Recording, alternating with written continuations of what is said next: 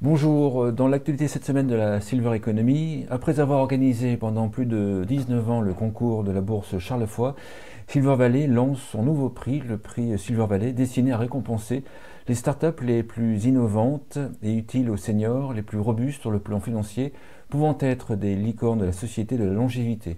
Les entrepreneurs sont invités à candidater avant le 25 avril 2022.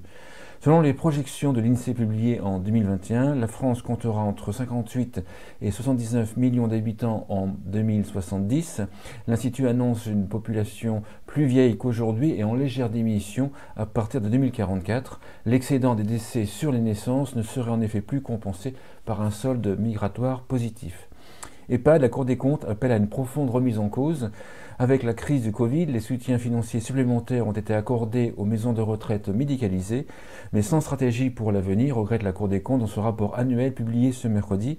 Même s'il y a eu des revalorisations salariales, le secteur est pénalisé par le manque d'investissement dans la formation et les conditions de travail.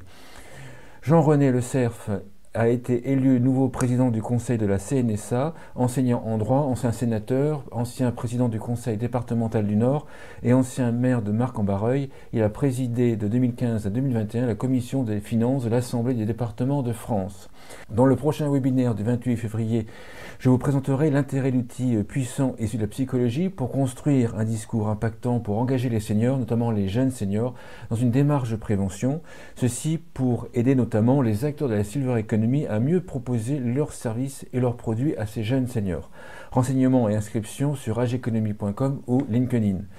Enfin, dans les grands entretiens cette semaine, tout d'abord un grand entretien spécial avec le lanceur d'alerte cité dans le livre Les Fossoyeurs, Laurent Garcia. Caroline Forest nous parle de sa marque de vêtements pour seniors. Céline Leblanc nous présente un service de mise en relation intergénérationnelle.